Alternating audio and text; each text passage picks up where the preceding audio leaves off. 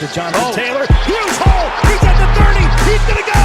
10, 5, touchdown. Jonathan Taylor made a man miss the line of scrimmage and then runs it into Pater for a one-handed INT. Are you kidding me?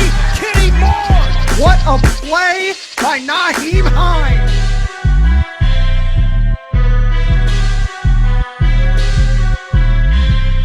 Horseshoe is back, baby. The horseshoe is back. What's going on, Colts Nation? Welcome back to another episode of the Bring the Juice Colts podcast. I'm your host, Derek Larger. Joining me today, Lawrence Owen at Colts Law. You all know him. He's been on the show many, many times before. Today, we're just going to talk about a topic that everyone in Colts Nation has been talking about over the last few days, and that is about Julio Jones. I figured, Cody and I have been talking about it a lot on social media, but we really haven't dedicated a video yet on what we think this does to the Colts and how it impacts them. So Lawrence and I are going to kind of talk about, what the Colts have to do differently, if they have to view the Titans a different way now.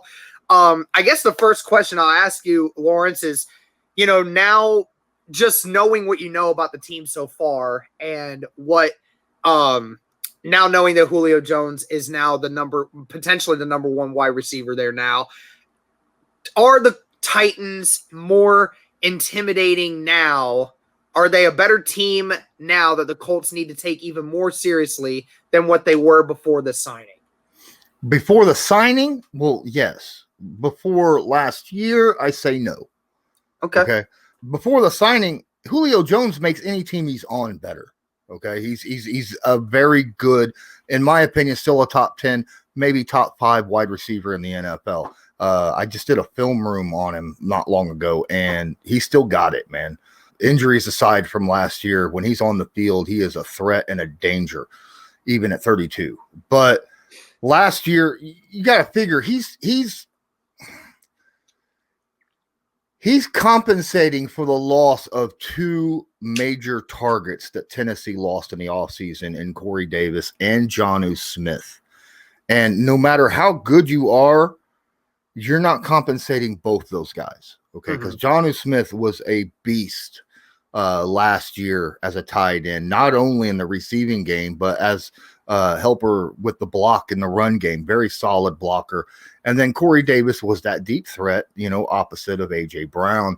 I think that he brings that fear back in that was missing from the offense after the loss of them. Because now you got 2 very, very good, big-bodied possession receivers on the outside. But do I think they're better offensively than what they were last year? No. Gotcha. Yeah, I was kind of thinking the same thing that, are they obviously better slightly on offense than what they were before this? Yeah, obviously that makes sense, but you broke it down perfectly that, with the amount of receiving targets they did lose this offseason, they lost 3 of them. They lost Corey Davis, they lost Adam Humphries, their slot receiver, and lost Jonnu Smith, who, by the way, was their best red zone threat. He was the guy that scored the majority of the receiving touchdowns down there in the end zone. So ultimately, what I think here is, the Titans are really top heavy with the amount of talent that they have. Obviously, Derrick Henry is the biggest workhorse back in the league. No one comes close. And then A.J. Brown rising into the potential top 10 receiver category. And Julio Jones, who we all agree is a top 4 wide receiver, give or take you want on a few guys. But ultimately, again, like you said, just having to now compensate for all the threats you did lose. And now that he is getting older, it's one of those things that, you better hope that that actual solution works. Because if it doesn't, it's going to come back to bite him really bad. But I think one thing for me that is not as concerning about Julio Jones is, I know Marcus brought this up a bunch of times, that he's the yards after catch magnet. I mean, this guy can really make plays after he catches the football. Now, I don't know if this is Atlanta's fault. I don't know if this is his fault. Maybe you can understand this more because you watched a lot more film on him than I did. But I always look back at the stats. And it's safe to say that over the last 3 seasons, Julio has never been a good red zone target. Now, he doesn't get many targets in Atlanta over the last few years in the red zone, which is quite shocking to me due to the fact he's 6'3" and is 220 pounds and is more athletic than any corner on the field. So it's kind of shocking to me that he never did get quite as many targets in the red zone. I think over the last 2 years had 1 touchdown in the red zone. I mean, that's just unbelievable for one of the best wide receivers in the game to only have 1 red zone touchdown. I don't know. Am I over exaggerating that, or do I have a point there in saying he's mainly a yard after catch guy? Well, you also got to look at the other targets that Matt Ryan had to throw to, right? I mean, he's had guys before Sanu went. He was a big target guy. Obviously, Calvin Ridley has been their number 1 over the last couple seasons. Julio, great guy, but I still think he can be a very good red zone target.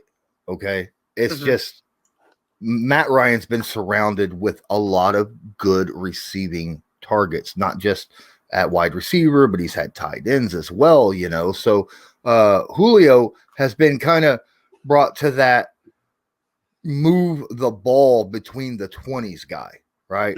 That's it. I mean, last year, like we was just talking about, I mean, he had 9 games. I counted as 8 because 2 of those games he only had like 23% and like 26% of the snaps in those games due to injury, leaving the game early. So like half the season, he had 774 yards. I mean, that's 1,500 yards in a 16 game. If he played the entire season, that's all pro numbers, for yardage wise. I don't care if he did only have 2 touchdowns. He would have been an all pro at 1,500 yards receiving, or in that conversation anyhow. Yeah, I still think that he can be, especially because you don't have Jonnu Smith there now with the Titans. So it's going to be AJ Brown or him that's going to be targeted in the red zone because they're both big body possession receivers. I think you'll see his touchdown numbers jump a little bit. Gotcha. Yeah, that makes sense. So, I mean, now that we look at it from the perspective of Julio Jones is now there and the Colts still have the chance to potentially make a move in the corner room if they so choose to, does this imply that you think the Colts might actually address the corner room by maybe signing a veteran who is used to facing against Julio, or do you believe the corner room stays the way it is now? I think the corner room stays the way it is because we've got a guy on our roster that has been locked down on Julio Jones his entire career, and that's Xavier Rhodes. Every time that Xavier Rhodes has played against Julio Jones, I think the quarterback rating against Xavier Rhodes when he was covering Julio is somewhere in the 40s. Okay. But again, Julio and AJ are very similar type players, right? So, and Julio moves around the field a lot, right? He'll play left outside wide receiver. He'll play right outside. He'll play in the slot. It doesn't matter. He plays all over the place. Whereas the Colts, they're second, they specific places where they stay. They don't move around. They're not that type of defense where the cornerbacks follow receivers around. So even if Xavier Rhodes is on Julio, who's covering AJ, right? Because they're very similar players. The thing is I think, in all honesty, I don't think the Colts are going to go after a veteran wide receiver because I think that they like the competition they have at that second cornerback slot, the second outside cornerback slot. You got 3 guys that are fighting for it right now. You've heard a lot of real good stuff from Marvell Tell, right? So, in the was it the OTAs that we just had, and then of course Rock Ya-Sin, we're hoping for a jump and being a little bit more less hands-on when it comes to man coverage. And then of course we can't forget about TJ Carey, who was literally ranked the second best corner on our team last year over Kenny Moore when it comes to quarterback passer rating against. So whereas Xavier was number one. I really do. I think the Colts like the competition at that spot. So I don't expect a signing. Could there be one?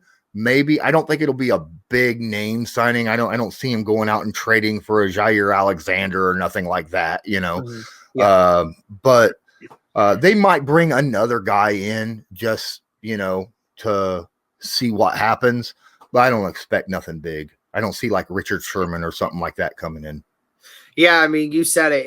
It's going to be concerning because, now you said it with that second outside corner position now being the target of focus. I mean, I honestly think I would be even more comfortable with Marvell Tell being the one to trail Julio because he's taller, he's a little more athletic, a little more instinctual, and, like you said, not as much hands-on, which would result in less penalties, and is a little bit quicker than Rock Ya-Sin. I don't know. We're just gonna have to see how camp goes and how Rock Ya-Sin looks because I mean his job's practically on the line this year. I mean we're already saying that anyone in this cornerback room can take his spot for the taking now. So the rookie stuff, that stuff's gone now. It's time for him to step up, but. Do you anticipate the Colts trying to do something different in pass coverage to try to make up for the presence of Julio Jones? Because, like you said, now Julio's in the mix. AJ Brown is getting lost already in the talks of all this. And AJ Brown, a lot this last year, was cooking defenses like it was nothing, and even did it in the second game against the Colts. Was catching everything, and we couldn't cover him to save our lives. So is there something you think the Colts will do differently to try and make up for that? Okay, so in the interview that we had with Matt Eberflus, sorry I have to bring up a painful point for you, but because I know you weren't able to make that, but he talked about that a little bit. I asked about the fact that the Colts mainly just brought back their entire roster from last year when it comes to the secondary outside Malik Hooker, right? Mm-hmm. And, why was that? And basically it was familiarity in the system and the players around them. They'll just get that much better. It's very similar to how, we hear about our offensive line. They just kept playing better and better and better because they played more and more snaps together with each other and understand the system. And he says that the longer they're able to play in that system, the easier it is for them and the more wrinkles that they could put into that system to make it harder on the offenses they're playing against. So I expect, as you say, to see some more wrinkles in the schemes that they're playing against other teams this year than we have in years past because we really didn't see a turnover in players like we have in the past. Gotcha. Well, I guess one final question I'll ask, and it's been the topic of debate amongst Titans and Colts fans ever since that move was made. With this roster the way it is for Tennessee right now, and with the move that they just got for Julio Jones, does that make them instant favorites to win the AFC South? No, not in my opinion. Look, they've got a scary offense. I'm not going to deny it. I think their offense is a scary offense. They got 2 number 1 wide receivers. They got the best running back in football. They got a pretty good offensive line, and they got a reliable quarterback in Tannehill. I'm not going to, absolutely. Is their offense potentially better than the Indianapolis Colts? It's potentially better. Mm-hmm. But then you got to flip to the other side and look at the defense, right? I mean, the Colts have a top 10. They were the 8th ranked defense in the NFL last year. The Titans was like in the second half somewhere. It was closer around round 20 somewhere in that general vicinity, and they actually lost players. They didn't really adjust the way I think that they should have. I don't think that they didn't have much of any pass rush last year. They picked up Danico Autry from the Colts, who had 8.5, I think, last year. We just Sacks. know how streaky he is. So. Yeah, exactly. Colts fans know how Danico Autry is. And then you got to factor in Bud Dupree, but he's coming off of that injury. He's coming off an injury, and we don't know if Bud Dupree is going to be any good without the rest of that Steelers defense, because there was so many good Steelers players.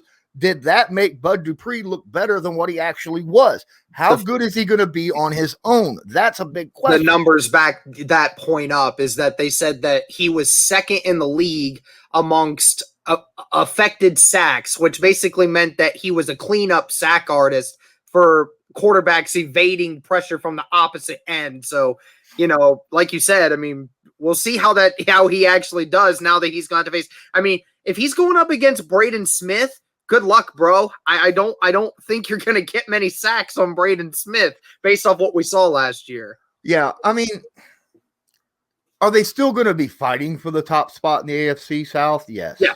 I mean, this is not going to be a walk in the park for either the Colts or the Titans. This is going to be all about winning your divisional games. You cannot get swept by anybody for sure. You can't. The Titans can't afford to get swept by the Colts. The Colts can't afford to get swept by the Titans. You need to sweep the other teams, though. You need to be able to sweep the Jaguars. You need to be able to sweep the Texans. The team that is able to do that is going to win the division. And because, I mean, we play very similar teams outside the division. Right. All right. Well, that's going to do it for this one, guys. Hope you all enjoyed us talking a little bit about what Julio Jones does to the Indianapolis Colts. Want to thank Lawrence Owen for joining me as always. And let us know in the comments, guys, what you think. Does this move make the Titans that much scarier, or do you think this is a little bit more of an overreaction? Differing opinions on each side, but thank you guys so much for tuning in.